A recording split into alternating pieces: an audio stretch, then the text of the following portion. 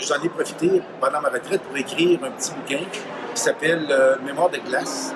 Et Mémoire de glace, c'est dans le fond, ça peut avoir l'air un peu prétentieux de parler de mémoire, mais dans le fond, c'est ce que j'ai vécu, moi, comme infirmier en poste isolé, il y a plusieurs années, au début des années 70, donc une quarantaine d'années, dans le Québec, dans notre Québec à nous, notre Nord à nous. Et moi, je voulais absolument écrire ce volume-là parce que je trouve qu'on n'a pas beaucoup parlé des infirmières, du travail qu'on a fait dans le Grand Nord, dans les réserves indiennes ou encore chez les Inuits. Et je trouvais intéressant et important que les jeunes, moi donc, mon livre, je l'adresse aux jeunes. On dirait qu'il y a quelque chose qui a existé avant 2017. On a travaillé fort dans des endroits. Je dois dire qu'on a. Je ne suis pas trop gêné de dire que c'est nous qui avons ouvert le chemin à beaucoup de choses. Les soins à l'époque, il y en avait, mais c'était. Mettons, il y avait un bateau qui passait sur lequel il y avait une infirmière, là, il y avait des soins. Mais nous, on est arrivés, des dispensaires qui ont été installés, puis on s'est installés là-dedans pour donner des soins qui n'existaient pas vraiment sur un long terme. C'était très difficile, je dirais, à l'époque, mais tout le monde qui a vécu ce genre de situation-là, on a tous trouvé que c'était nos plus belles années de travail comme infirmière et infirmier. Pourquoi? Parce que ici, c'était des hôpitaux, c'était bien encadré, c'était bien organisé, alors que nous, on devait s'organiser avec nos affaires. Et en plus, on n'était pas du tout formés à ça. On avait une formation de base comme infirmière ou infirmier dans des postes, en fait, comme généraliste, mais on allait occuper des postes qui demandaient des spécialités qu'on n'avait pas. Par exemple, faire des radiographies, moi, j'avais jamais fait ça de ma vie.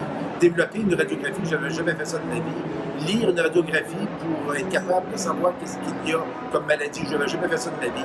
J'avais jamais fait de point de suture, j'avais jamais fait d'accouchement. Et on m'a envoyé dans des dispensaires comme ça. Peut-être qu'aujourd'hui, je dirais qu'en 2017, ça peut sembler bizarre que des gens aient accepté, avec si peu de formation, de faire ce genre de travail-là, mais pour nous, c'était important. On savait qu'on pouvait aider. Il n'y avait personne qui allait dans les dispensaires. Et pour nous, c'était un magnifique défi. Et je peux vous garantir que malgré ces conditions difficiles-là, moi, j'ai jamais perdu de patient. Ça ne m'est jamais arrivé. Il n'y a aucun même patient dont l'état a été aggravé parce que je n'avais pas les formations de base. On travaillait fort, on s'organisait pour que les choses roulent bien, jusqu'à ce que l'avion arrive ou dans certains cas, le train passe sur la réserve indienne où je travaillais pour dire, mais on va amener le patient à l'hôpital le plus proche. C'était comme ça. Finalement, on se débattait quotidiennement avec des cas pour lesquels on n'avait pas été préparé. Mais c'était pas grave. Je dirais qu'en 2017, ça serait difficile aujourd'hui.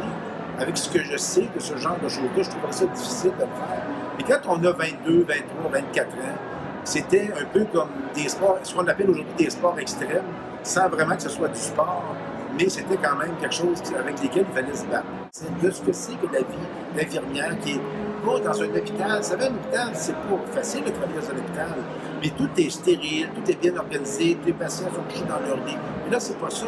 On est dans des urgences, il faut aller chercher des gens des fois dans leur maison, il faut aller chercher des gens, même à l'extérieur du village parfois. On est souvent, pas toujours, mais souvent en état d'urgence.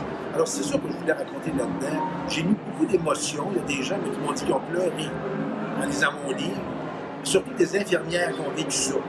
Donc, une amie à moi qui m'a dit à un moment donné, elle lisait mon livre sur une plage au Mexique et son environnement se demandait pourquoi elle pleurait comme ça. Pourquoi tu pleures? Elle m'a dit, ce que je lis là-dedans, c'est ça que j'ai vécu, moi. C'est ça que je voulais tellement. Donc, les infirmières, mon cautionnement de ce livre-là a été donné par des infirmières qui ont vécu la même chose que moi. Et ça, pour moi, c'était précieux.